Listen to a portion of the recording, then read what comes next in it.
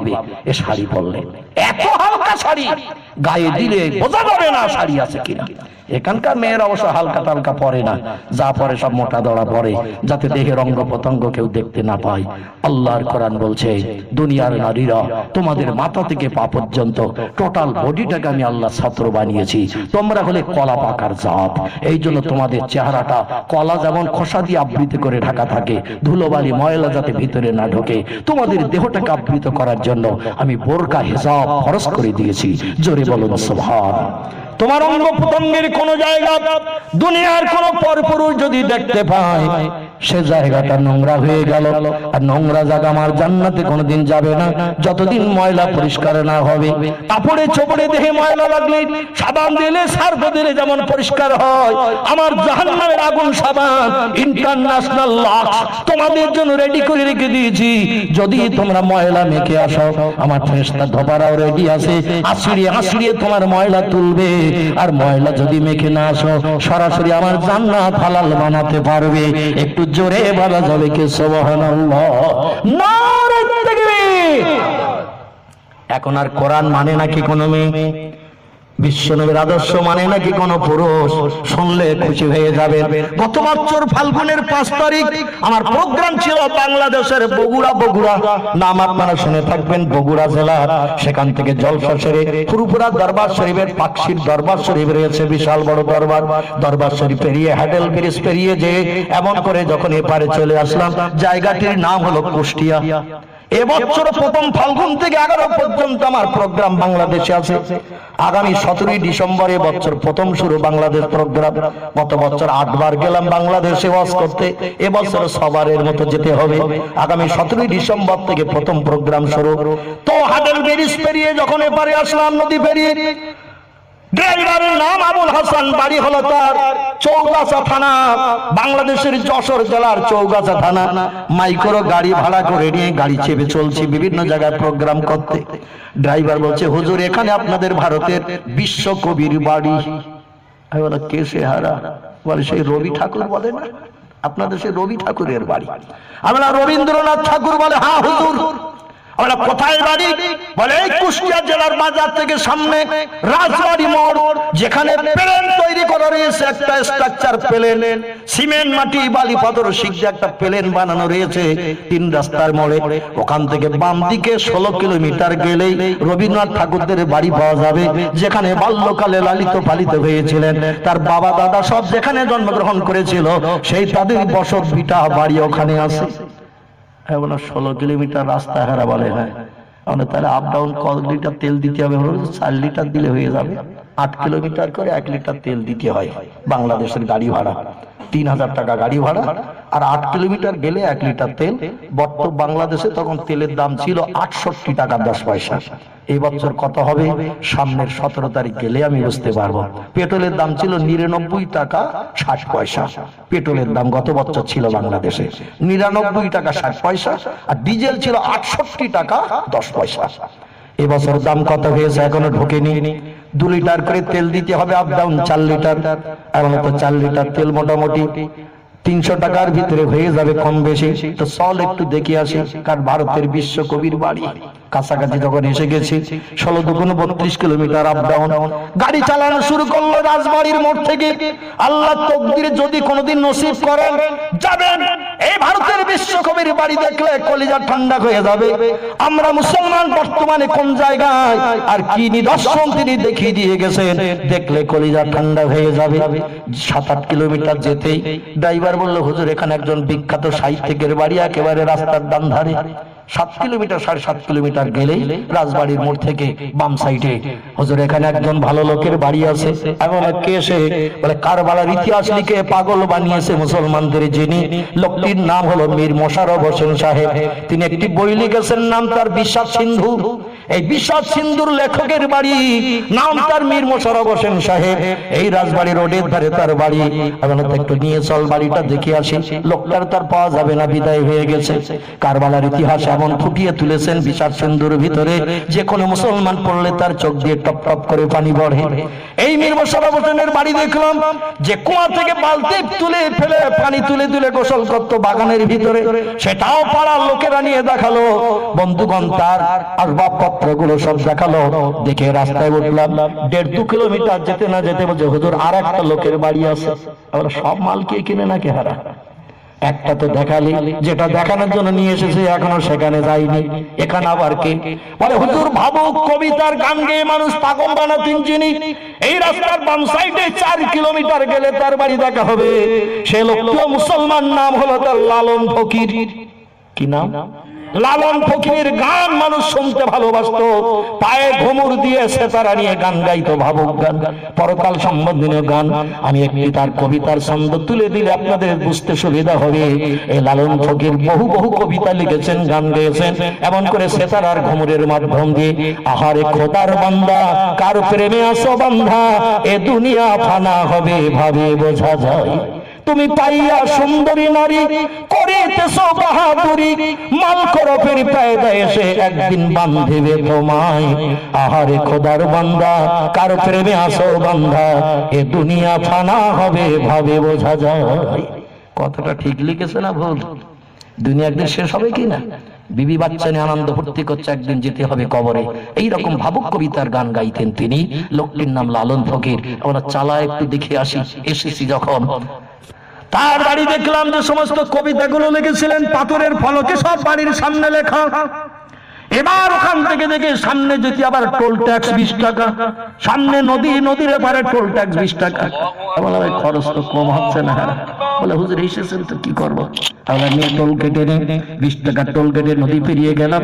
নদী পেরিয়ে যেতে বিশ্বকবি রবীন্দ্রনাথ ঠাকুরের বাড়ি। জায়গাটির নাম হলো শিলাইদহ কুঠি বাড়ি। কি নাম? ওনার বাড়ি যেখানে পিতৃ পুরুষরা বসবাস করতেন, উনিও বাল্যকালে বসবাস করতেন যেখানে। জায়গাটির নাম হলো শিলাইদহ কুঠি বাড়ি। জেলাটির নাম কুষ্টিয়া জেলা। রাজবাড়ি মোড় থেকে 16 কিলোমিটারের মতো আসতে হয়। বাড়ির কাছাকাছি যে ডান্দারে দেখলাম ফাঁকা একটা মাঠ। মাঠে বড় বড় গাড়িগুলো সব রাখা আছে, বাসগুলো, ছোট বাস, বড় বাস, মাইক্রো গাড়ি। গাড়ি ঢোকাতে একদম চাচা দাড়িওয়ালা, গায়ে শার্ট, পরনে লুঙ্গি, এসে বলছে, হুজুর এটা ধরেন। কি বলে? এটা পার্কিং খরচ। বললাম হিন্দু লোকের বাড়ি দেখবো, আবার গাড়ি দেখতিস তাও পার্কিং? বলে বড় গাড়ি 200, মাঝারি গাড়িগুলো 100, আপনাদের মাইক্রো ছোট গাড়ি। আমাদের দেশে সুমো মার্কা মতো জাপানি গাড়ি, মাইক্রো গাড়ি বাংলাদেশে। বলছে আপনাদের 50 টাকা। ড্রাইভার বললাম কি ব্যাপার? বলে হুজুর দিতে হবে, না দিলে হবে না। আমরা আগে বলিসনি কেন রাজবাড়ি মোড়ের থেকে? এক হিন্দু লোকের বাড়ি দেখতে এসে শুধু খরচ। বলে এসে গেছেন যখন এটা দেন, আর আপাতত খরচ নাই। তো চল। গেটের মুখে যেয়ে দেখি আবার টিকিট কাউন্টার। গেটের মুখে যেয়ে দেখি টিকিট কাউন্টার, লেখা রয়েছে মাথা পিছু 20 টাকা, আর বিদেশিদের জন্য 200। 20-এর পাশে আবার একটা শূন্য বাড়তি। বিদেশিদের জন্য টিকিট 200, দেশীয়দের জন্য 20। কি লেখা হারা? বলে হুজুর আপনাদের 200, আমাদের 20, আমরা দেশের লোক। আমি বললাম মাঝখানে শুধু তার কাটা, এপারে আমরা, ওপারে তোরা। তোদের ইলিশ মাছ আমরা খাই, আমাদের গরু ফেরেশতার মতো উড়িয়ে যাচ্ছে, তোরা খাস। কোনদিন টিকিট কাটতে হয় না। তোরা যে ভাষায় কথা বলিস আমরাও সেই ভাষায় কথা বলি। তোরা আমাদের তার কাটার ভেতরে জমি চাষ করিস, আমরা তোদের তার কাটার ধারে চাষ করি। কোন টিকিট না, এখানে 200 হবে কেন? আমি তোদের দেশের লোক, 20 করে কাট, 5টা কাট। বলে হুজুর তবে তাই হোক। 5 জন লোক ছিলাম, ড্রাইভার দিয়ে 5 করুন 100 টাকায় 5টা টিকিট। আমি বাংলাদেশি নই, বিদেশে, এটা বলিস না জানা। বললে আবার 180 বাড়তি দিতে হবে। বলে হুজুর ঠিক আছে। বাংলাদেশে তো মুসলমান সব দাড়িওয়ালা টুপিওয়ালা ঘোরাফেরা করে। 20 টাকা করে টিকিট কাটা হলে একটু যুক্তি অবলম্বন করতে হলো বাধ্য হয়ে। হিন্দু লোকের বাড়ি দেখবো 200 দেবো কেন? 20 টাকা করে সবাই হোক। টিকিট কেটে ভিতরে ঢুকে গেলাম। 2 তলা বাড়ি আছে রবীন্দ্রনাথ ঠাকুরদের, ওনারা জমিদার ছিল পূর্বে। মহর্ষি দেবেন্দ্রনাথ ঠাকুরেরা ছিল জমিদার। প্রায় 7-8 বিঘা জমি এরিয়া করে প্রাচীর দিয়ে ওনাদের সেই পূর্ব বসত বাড়িটি প্রাচীর দিয়ে ঘেরা, ভালো ভালো ফুল গাছ লাগানো রয়েছে। বিশ্ব রেকর্ড করলেন যে বইটা লিখে, সেই বইটা যেখানে বসে বসে লিখেছিলেন, ঘরটা সুন্দর করে সাজানো রয়েছে, গীতাঞ্জলি কক্ষ বলে লেখা রয়েছে। বিশ্ব রেকর্ড করেছিলেন একটা বই লিখে রবীন্দ্রনাথ ঠাকুর, বইটির নাম ছিল গীতাঞ্জলি। এই গীতাঞ্জলি লিখেছিলেন যেখানে বসে বসে, সেই জায়গাটা সুন্দর করে সাজানো রয়েছে গীতাঞ্জলি কক্ষ বলে।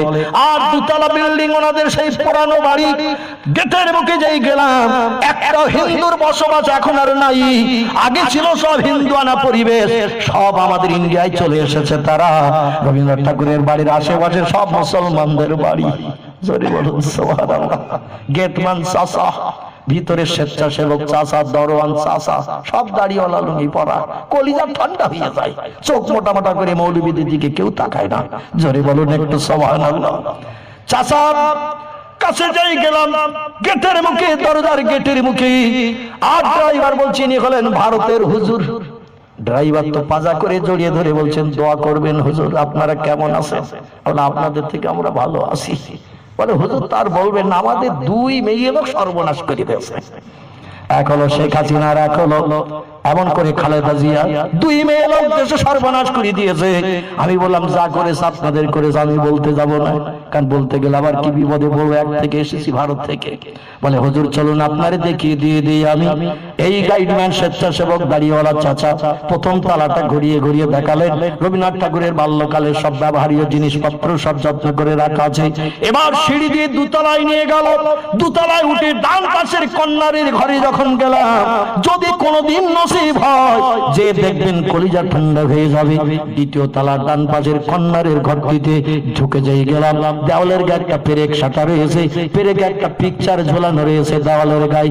পিকচারের তলায় লেখা রয়েছে 11 বছরের রবীন্দ্রনাথ। একটা ফটো রয়েছে তার, মাথায় আছে আমার মতো এইরকম গোল টুপি পরা, আর গায়ে আছে হাঁটুর নিচে লম্বা জামা। একটু জোরে বলা যাবে কি মারহাবা? 11 বছরের রবীন্দ্রনাথ মাথায় টুপি দিয়ে বন্ধুদের সঙ্গে রাস্তাঘাটে চলতো, মুসলমানদের সঙ্গে, হাঁটুর নিচে লম্বা জামা তার গায়ে লাগানো, মাথায় টুপি পরা। রবীন্দ্রনাথ ঠাকুর দাঁড়িয়ে রয়েছে 11 বছর রবীন্দ্রনাথ পিকচারে। আমি বললাম খরচ যা হয়েছে আমার সব উসল উঠে গেছে, কারণ ওদের ধর্মীয় গ্রন্থে লেখা নাই মাথায় টুপি দিতে হবে, মুখে দাড়ি রাখতে হবে, গায়ে হাঁটুর নিচে লম্বা জামা দিতে হবে। ওদের কোনো ধর্মগ্রন্থে লেখা নাই। যারা যা মেনে চলে সব আমার নবীর আদর্শ মেনে চলে। একটু জোরে বলা যাবে কি সুবহানাল্লাহ? দুর্ভাগ্য আজকের আমরা নবিয়ানা মজলিসে এসেছি, কোরআনে মাহফিলে এসেছি। দুর্ভাগ্য আমাদের অনেকের মাথায় একটু টুপিও জুটেনি।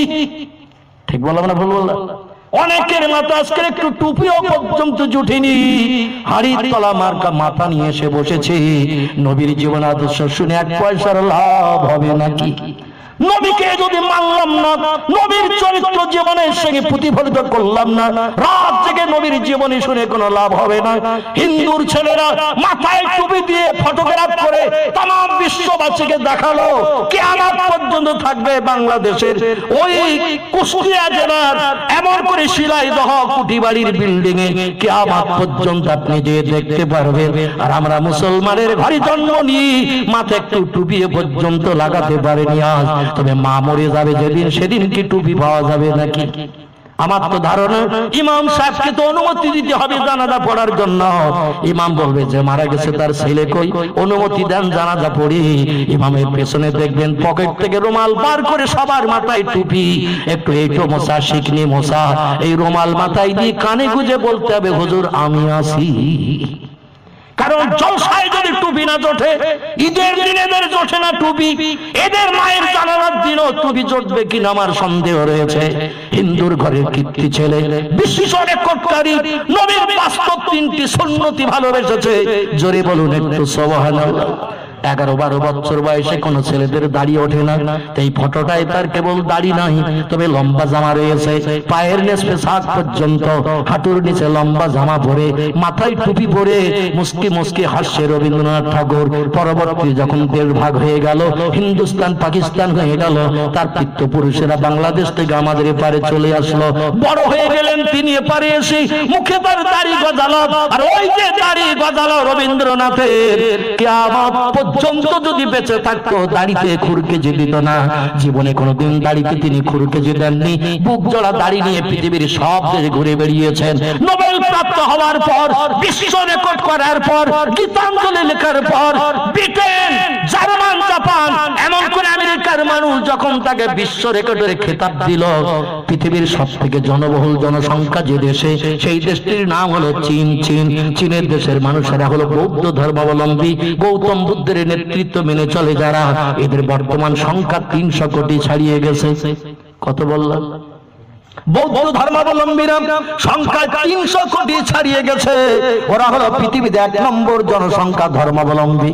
2 নম্বর যারা আমাদের ভারতের হিন্দু ভাইরা নয়, তারা জৈনেরা নয়, শিখেরা নয়, ইহুদি নয়, খ্রিস্টান নয়, কোল নয়, ভিল নয়, নাগা নয়, খাসা নয়, মুন্ডা নয়, আর্য নয়, অনার্য নয়, আদিবাসীরা নয়। 2 নম্বর জনসংখ্যা যারা, তারা হলো আমরা মুসলমান। একটু জোরে বলা যাবে কি সুবহানাল্লাহ? একটু জোরে বলো। 1 নম্বর জনসংখ্যা যারা পৃথিবীর সব দেশে বাস করছে, তারা কোথাও তাদের গালি খেতে হয় না, কোথাও তাদের নামে কেউ কিছু বলে না, কোথাও তাদের মার খেতে হয় না।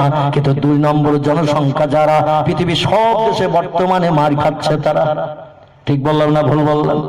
আজ প্যালেস্টাইনে মার খাচ্ছি, ইরাকে মার খাচ্ছি, ইরানে মার খাচ্ছি, কুয়েতে মার খাচ্ছি, জর্ডানে মার খাচ্ছি, পারস্যে মার খাচ্ছি, তুরস্কে মার খাচ্ছি, আফগানিস্তানে মার খাচ্ছি, বাংলাদেশে মার খাচ্ছি, পাকিস্তানে মার খাচ্ছি। আর ভারতে তো কোনো কথাই নাই, সুযোগ পেলে সদ্ব্যবহার হচ্ছে। পৃথিবীর সব দেশের মুসলমানের থেকে আমরা ভারতবর্ষের সংখ্যায় সব থেকে বেশি। আমাদের সংখ্যা 40 কোটি সুই হতে যাচ্ছে। একটু জোরে বলা যাবে কি সুবহানাল্লাহ? জনসংখ্যায় আমরা 2 নম্বর। আমাদের তো মার খাওয়ার কথা নয়, যারা সংখ্যায় কম তারাই তো মার খাবে, এটাই তো ইতিহাস বলে। কিন্তু সংখ্যায় কম যারা, তারা হলো ইহুদি আর খ্রিস্টান। 5.5 থেকে 6 কোটির মতো তাম পৃথিবীতে বসবাস করছে তারা। আর আমাদের সংখ্যা বর্তমানে 268 কোটি।